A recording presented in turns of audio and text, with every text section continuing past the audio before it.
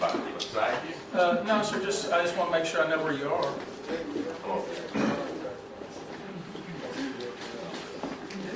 We wanted to start on time. My name is Tony Buzbee, and I'm proud to be part of the legal team representing Attorney General Ken Paxton. Today I've got with me my friend, colleague, and one of the best lawyers in Texas, I would submit, Dan Cogdell. He'll also have a few words to share with you as well. At some point, once we know what the rules are from the Senate, we'll probably announce other members of our legal team. Dan and I are both proud to represent General Paxton. Ken Paxton has served the state of Texas with great distinction. He is a fearless leader of our constitutional rights and the rule of law. He has stood strong for Texas, and we are proud to stand strong with him here today. Now let me be clear, because there's been some tweets and so forth on this subject. The impeachment articles that have been laid out by the House are baloney. Just so we're clear, the allegations are untrue. They are false. One of the lawyers I heard who ran and did a podcast almost immediately upon being hired said, "Oh, the charges are strong as horseradish." When I read the 20 articles of impeachment, my first thought was these are worthless and weak. And I'm embarrassed by our House would send something like that out, would vote on something like that and send it to the Senate with a suggestion that there should be some sort of trial. I'm a native Texan. My family's been in this state for generations. And I'm very offended by the shameful and despicable conduct of our House of Representatives. I've been on this case less than 72 hours, formally. It took less than 72 hours for the House to pass those articles of impeachment. Think about that. 20 articles of impeachment in less than 72 hours. Ken Paxton will never be convicted by the Senate.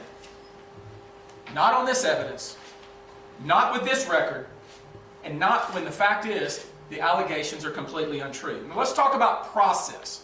One of the things we want to be clear about is process matters. Process is important. Process means legitimacy. The process here is not just suspect. It's clearly flawed. It's wrong. It was absolutely non-existent. Speaker Dave Phelan and his followers in the Texas House could have easily determined that the allegations that were being made were false. Easily could have determined them to be false if they had just bothered to look at the evidence. But I don't really think they really wanted the facts. They didn't want the truth to be heard. That would have gotten in the way of their plan, and I would suggest to you it was a long-term plan, to remove one of the major conservative voices in Texas. What they did was convene a hurried, secretive, kangaroo court, more like something you would see in a third world country, not something you would expect from a legislative body, not something that we could all be proud of, not something that we could respect. You realize that the so-called investigators only interviewed 15 people? And then relayed hearsay upon hearsay upon hearsay? And then passed and voted on 20 articles of impeachment from hearsay evidence from 15 people? It's pretty shocking. They ignored precedent. They disregarded their own rules. They completely abandoned due process. They rejected every ethical, moral, and legal concept that exists in law. And what it really turned into be was just an ugly smear campaign. The Speaker's followers and himself thought that they could pull off what could only be described as a drive-by shooting on a holiday weekend to politically assassinate one of the leading conservative voices, not only in Texas, but also in the United States. Did you know that they even had a former high-ranking Obama official advising them, their effort will fail. And you know why it will fail? It will fail because the people of Texas will see this corrupt process for what it is. Let me lay out a few of the major problems, and there are many. And I think my colleague Dan will comment on them as well. This was a sham. It was a sham from the get-go. Every impeachment that has gone to trial since the Texas Constitution was ratified in 1876 has involved a completely public process in the House. Now I want you to let that sink in for a minute. A completely public process in the House. Not a 72-hour process with hearsay upon hearsay done in 4 hours. That's not the way you do business if you're being credible. The past impeachments in Texas have been based on sworn testimony by witnesses, not on an investigator talking to someone who talked to someone else and then going to the committee and saying, this is what this person said, this person said. That's called hearsay. That's called double hearsay, and in some instances, triple hearsay. It would never, ever hold up in any court of law. In all of the impeachment processes, and there's only been 3 that we can find in the history of our great state, the respondent, that is the accused, in this case, the general, has been allowed and given the opportunity to speak, to defend himself.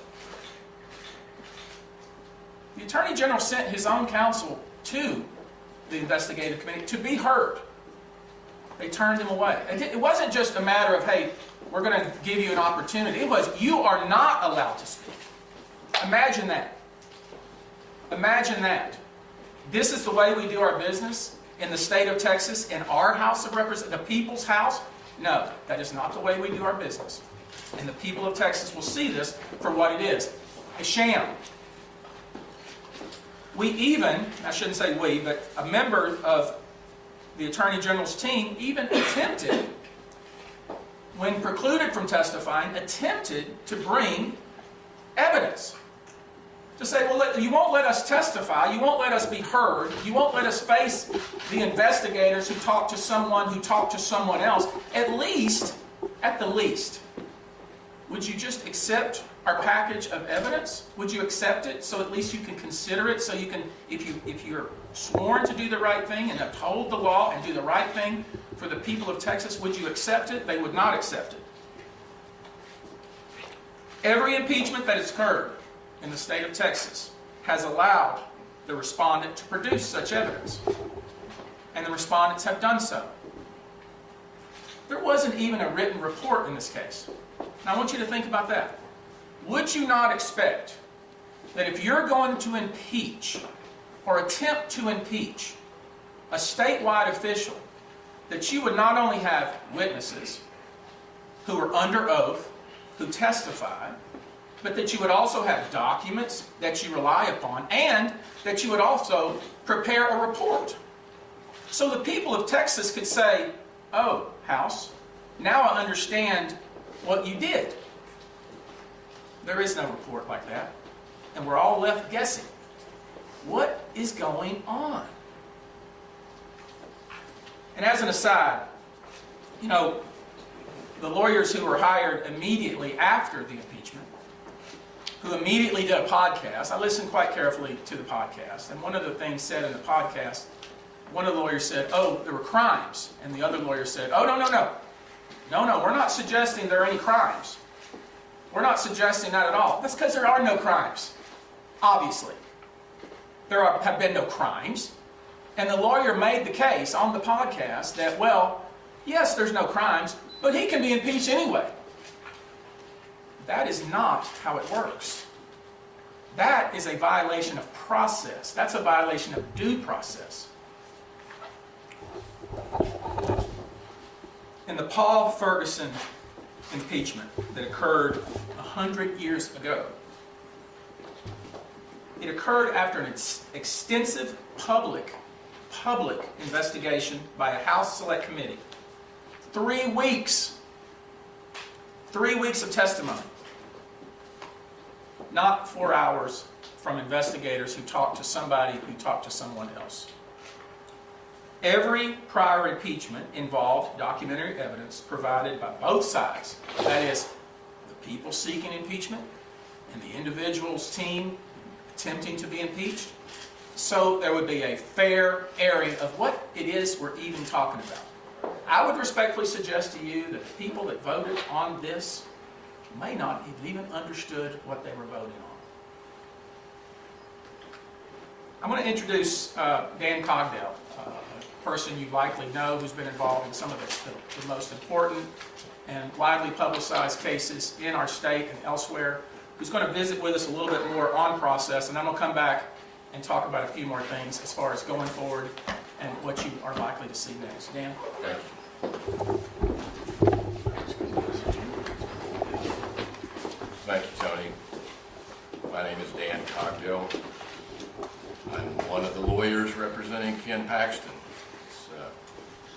It's refreshing to know that I'm probably the least recognized lawyer so far involved in this case, so I got that going.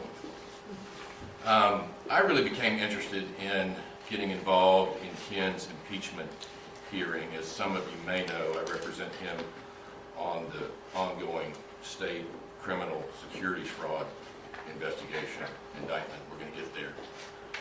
But I really became interested in getting involved when I saw Representative Merv, who is the chairman of the committee investigating Mr. Paxton, trot out like they were the homecoming king and queen of his high school, Mr. DeGuerin and Mr. Hardin.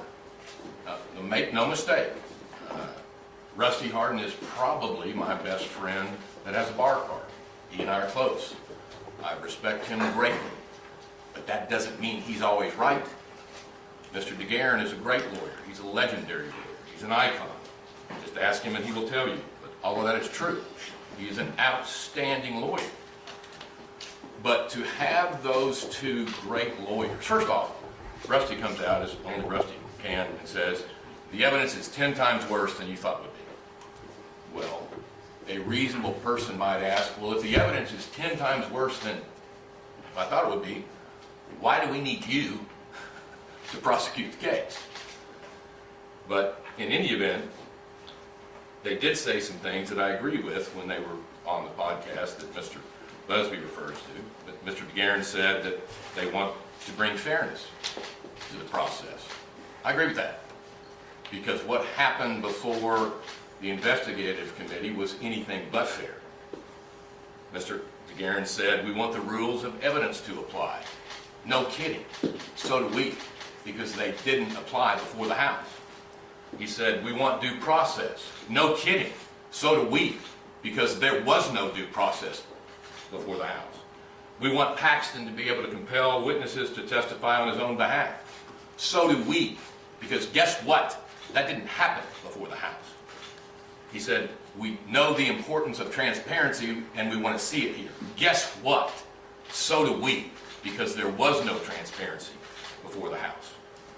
Mr. Hardin, my friend, said that he wants to ethically and fairly pursue the accusations. I agree with that. Not a side note at all, I want to echo again what Tony said. Paxton is innocent of these accusations. Let's not let that get lost in the weeds. He is absolutely 100% innocent of the accusations. Rusty said he should be able to cross-examine our witnesses. No kidding. We should, because that didn't happen before the House. He said we want fairness and we want transparency. No kidding, because that didn't happen before the House. I don't want to say it was a sham of a mockery of a proceeding before the House, but it was a sham and a mockery of a proceeding before the House. As Tony alluded to, if you look back at history, there's only been, I think, 3 times that we've had an impeachment proceeding that had any traction. The most recent one, to my knowledge, was O.P. Carrillo. That was in 75. Mr. DeGuerin and Mr. Hardin were both licensed in 75. I was not. He'd also, look, I'll have those guys in the room with me anytime because it makes me at least the third youngest lawyer in the room. I love the guys for that one. But Mr. Carrillo's hearing before the House lasted 4 months. 4 months. This hearing lasted 4 hours. You see the difference afforded a district judge who I could be wrong, but I think that district judge had already been convicted in the criminal case before he was impeached. They afforded a district judge 1,000 times more time in his impeachment proceeding before the House than they did Ken Paxton. In the Carrillo case and the Ferguson case, there was sworn testimony. Guess what? There wasn't in our Attorney General's case. Sworn testimony. In Mr. and O.P. Carrillo's and in the Ferguson case, there was notice to the accused. Paxton had no idea that this committee was investigating. Think about that. Our elected Attorney General, elected not once but twice, had no notice that this investigation was going on. And I air gesture, because calling it an investigation gives it legitimacy that it shouldn't have, or it doesn't have. Carrillo was given an opportunity to appear. As Mr. Buzbee suggested to you, guess what Ken Paxton wasn't given? An opportunity to appear. Carrillo, Ferguson, given an opportunity to present his own case. Guess what didn't happen with Ken Paxton? Yeah, an opportunity to present his own case. Look, again, I respect and admire Mr. DeGuerin and Mr. Hardin, but they both said it's not about politics. Really? Are you kidding me? This wasn't about politics. Those words came out of their mouths. Look, they're good lawyers and good friends, but they're smarter than that. Last I checked, all the members of the House are politicians. The rules are being drawn up by members of the Senate. Last I checked, all the members of the Senate are politicians. It's going to be presided, this trial, over by our Lieutenant Governor, who, again, I respect greatly, but the last time I checked, he too is an elected politician. To say this case is not about politics has the credibility, the believability, and the sincerity of the fellow that's trying to convince his wife that he goes to the strip joint for the food. It's not about the naked women, sweetheart. It's about the food. Nonsense. It's definitionally political. Nonsense. In the committee, as Mr. Buzbee referenced, and I know well Miss Epley, Mr. Donnelly, Miss Buse, Miss Cameron, know their investigator, I've known them for years. But to call this any sort of investigation that warrants any merit, they interviewed 15 people. Do the math on that. There are 20 articles of impeachment. They didn't even interview everyone associated with at least one article of impeachment. Much of this, as you know, involves Mr. Paxton's relationship with Nate Paul. Guess who they didn't try to interview? Nate Paul. Guess who they didn't try to interview as well? Oh yeah, Ken Paxton. Oh well, they'll say that Mr. Paxton was represented by counsel and he wouldn't have let us interview Ken Paxton. Well, I won't now, based upon the fairness you didn't show me before. But you know who they did interview? Oh yeah, Brian Weiss. So they have the time to interview the special prosecutor in Mr. Paxton's state criminal case, but they don't have the time. I was literally speaking to Erin Epley during the time she was investigating my client. Again, I like her, I respect her, and it's not a shot at her, but to fly by the opportunity to talk with one of Ken Paxton's lawyers while they're talking to one of the special prosecutors is just absolute hypocrisy. I don't want to turn this into a battle of the personalities and a battle of the legacies and all that silliness. What I want is fairness.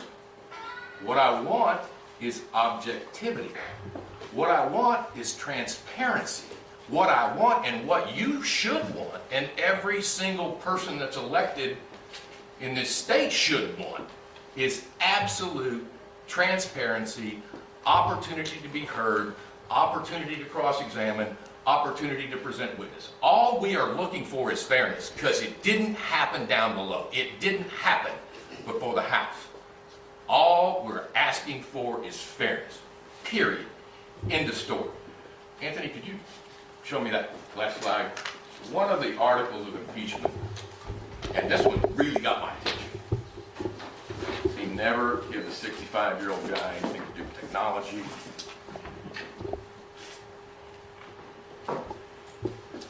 He'll pull it up, but here's the point.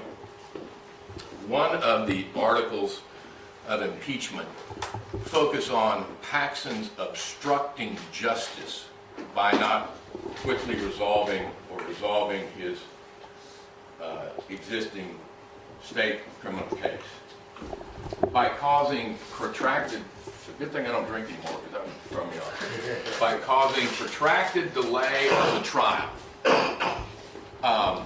We have a word for that in the state criminal courthouse. It's not a word I'll say here, but it begins with bull. Look over the record in the Paxton existing state securities trial. Find out how many times we moved, that is, the defense moved for a continuance. None. Not one time have we ever moved for a continuance. The delays, almost without exception, are the fault of the state. Mr. Weiss, who they interviewed, has had this matter on appeal for almost 3 years on getting paid or not. And they have the temerity and they have the balls to say that Ken Paxton obstructed justice by causing protracted delay? Come on! Read the record. Did we file some motions? You're damn right we filed some motions. That's what I do. But for them to say he obstructed justice or caused protracted delay is utter nonsense. If that doesn't give you a window into how unfair this proceeding was, I don't know what will. I'll lower my blood pressure now. But that's just utter nonsense. To have an elected attorney general, not once, but twice the people have said, that's our guy. And this is the allegation based on nothing. It's less than nothing. It's a lie. So, I don't want to keep any more time for Mr. Buzbee. I'll conclude by saying this. Mr. Paxton did not hire me because we lean the same way politically. He hired me to get him fairness. He hired us to get him fairness. He hired us to get him justice. And I intend to do just that. Thank you, Tony.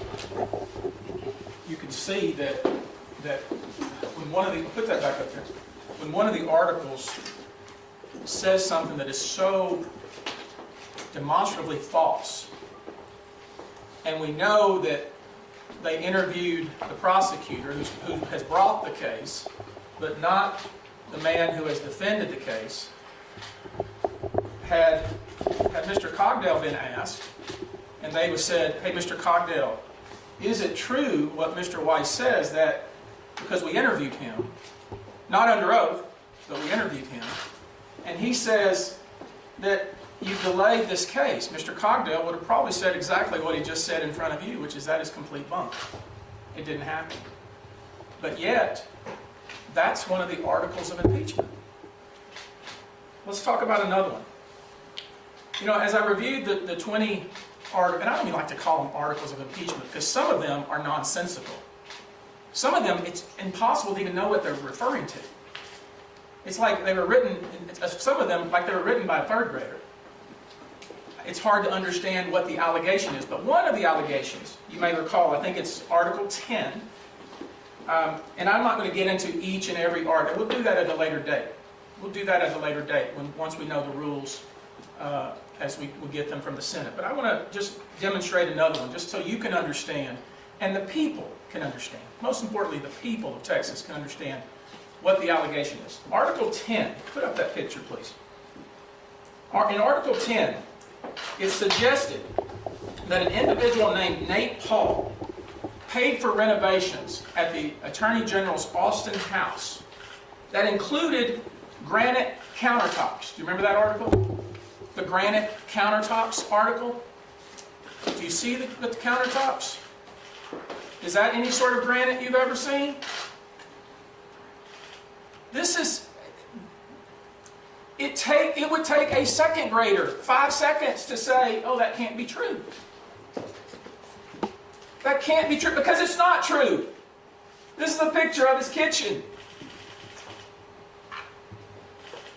Part of that article is that an individual named Nate Paul paid for the renovation. So let's lay aside the granite countertops. Clearly that's false. But that he paid for renovations. Put up the receipts. We have the receipts. This is the type of evidence we tried to offer them. Once we found out this foolishness was going on. Receipts. Put up the other one.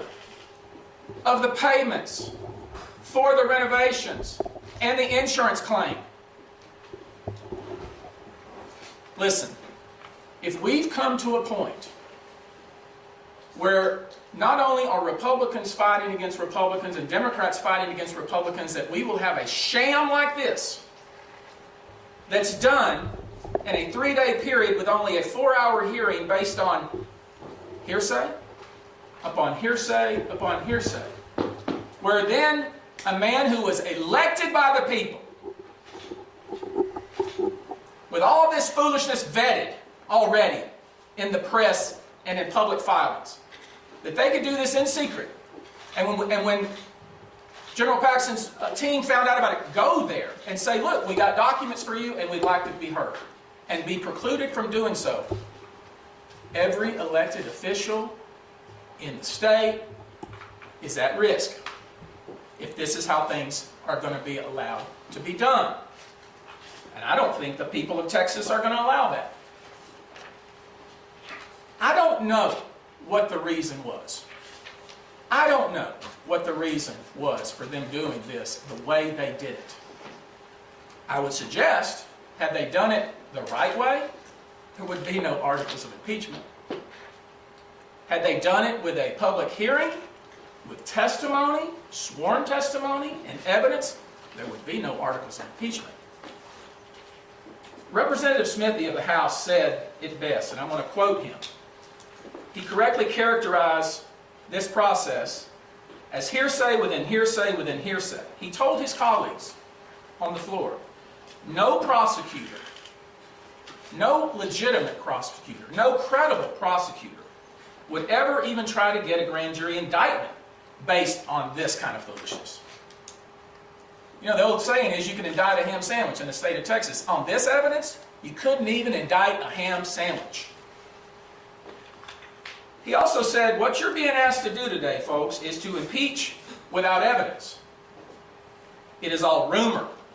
It's innuendo. It's speculation. If all the things that we may speculate to be true, but we don't know, don't have what is defined or what qualifies as evidence in any court of law, in any court of law, not only in the state of Texas, but in the United States, in any court, this would not satisfy any proper process. Now, the way the House has done this, they're essentially attempting to tell the Senate how it should do its business. You heard some of a couple of the lawyers for the House say, oh yeah, there'll be a full airing. That'll happen in the Senate. That's not how it works. That's not how it works.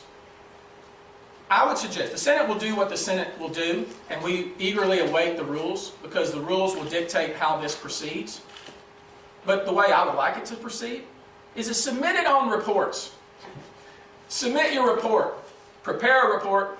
Submit a report. It will be dismissed summarily. Not even traffic court would accept this kind of foolishness. The Speaker's done great damage to the institutional reputation of the House of Representatives. And now it seems, by them doing it this way, they're trying to dictate the way the Senate will do its business and doing damage to the Senate. We plan to follow whatever process we were given. We would urge the Senate to follow the rules of evidence, and rules of procedure, because if the rules of evidence had been followed, if procedure had been followed, we all wouldn't be here in this room. Now,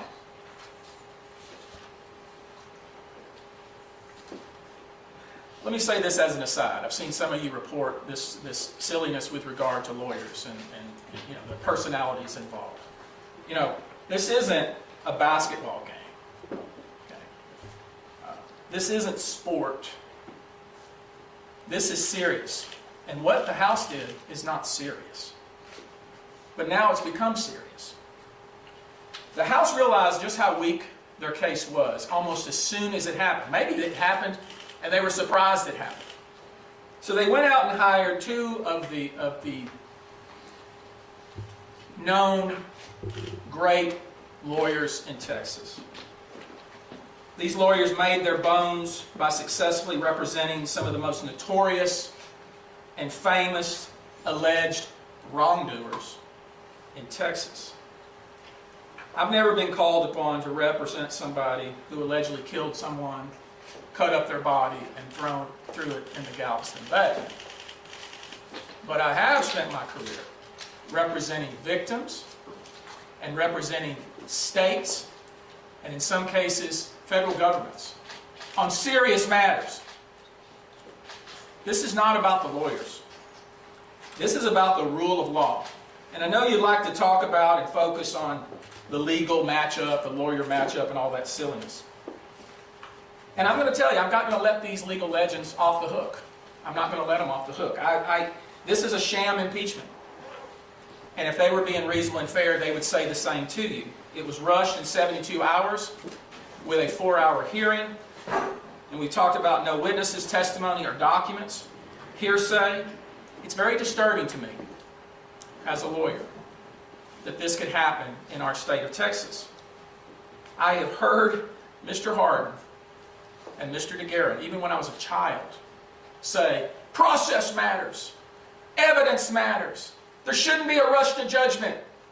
All the things that I've heard them say as a young person and as a young lawyer, you don't hear them saying it anymore. How many times have we heard Mr. Hardin say, that's the most outrageous thing I've ever seen? This is one of the most outrageous things I've ever seen. And now they've been hired to try to buttress this weakness and play some tomfoolery with you to prop up a sham. They spent their entire career saying that facts matter, not to believe everything you hear in the press. Testimony is evidence. Hearsay is not evidence. It begs the question, where is the sworn statements? Where are the transcripts of testimony? Not, I heard from this person, from this person. Where is it? You want to remove a statewide official. No, you learn in law school, first semester, this is not the way things are done. To say I'm heartened by this impeachment means you have disregarded the rule of law. They can do better than that, and I'm going to encourage them to do so. And so we ask the Senate, look at this foolishness. Look at what has been put in front of you. If you even consider it, because no court of law would. No court of law in this country would even consider it. But if you decide to consider it, it should be thrown out in a one-page motion. It should be thrown out, as we say, on motion practice. Not any judge sworn to uphold the Constitution of this country would ever countenance this, would ever even consider this. The rules are supposed to be transparent, fair, and everyone's supposed to have an opportunity to be heard and to respond and rebut. All that being said, if this isn't dismissed summarily, then we are girded up for a fight. Make sure you understand what I'm saying here. If this isn't dropped on papers, on motion practice, we're girded up for a fight. We've already identified 66 witnesses that will need to be deposed, that sworn testimony will need to be taken from. There will be thousands of documents. When somebody comes at you and makes these kind of silly allegations, we will have to prove them wrong, I guess, because apparently the way it works in the House is you're guilty until you prove yourself innocent. We will do that. If we have to do that, we will do that, and we look forward to doing so. We're going to stand, and we're going to stand firm. And the one takeaway I want you to, from this, the whole thing's a sham, engineered by someone with a personal vendetta against Attorney General Paxton. And if it takes us a year to show that, then we'll take a year to do it. And to suggest that we can have a trial in August, I would suggest if we're going to have a real trial, if we're really going to have a trial, it's going to take a lot longer than that. I would also suggest that if we're going to have a real trial, we got a lot of work to do between now and this August, or maybe next August. I'll take a few questions. You and others in the OAG office, not others, but people associated with Mr. Paxton have kind of focused on this tile versus granite thing. This is the actual committee transcript, and I would like to hear your thoughts on it. During that conversation, General Paxton relays that he wants an upgrade to the granite countertops. So I think what they're saying is that the upgrade was being made to granite. So Well, hold up a minute. Wait a minute. This is what your interpretation is of what they're saying? You know what we could know? How about if we had a witness? How about, let me think, Law School 101, what if we had a witness? Witness, swear to tell the truth. I swear to tell the truth. Tell me what was said. Here's what was said. Cross-examined. That is tomfoolery. Anybody else? Should Senator Angela Paxton recuse herself from the trial? Each senator makes that decision for themselves, and I can't speak for her. Anybody else? Has Attorney General Paxton retained you himself, and how is he paying for this offense? I'm not being paid by the public. That's all you need to know. Anybody else? Are you paid by the campaign? If this is at the Republican Party of Texas headquarters, is it fair to say they're paying you? No, that's not a fair statement at all. No. Anybody else? I gotta take one more. You said you identified 66 witnesses. Do any of them include sitting senators who may act as jurors? A juror cannot be a witness, and I'll just leave it at that. All right, I think that's it. Thank you for your attention. What mechanism would you have to ask for a delay in the trial? We're going to find out when we see the rules, and we eagerly wait to see those. All right, thank you guys. Appreciate it.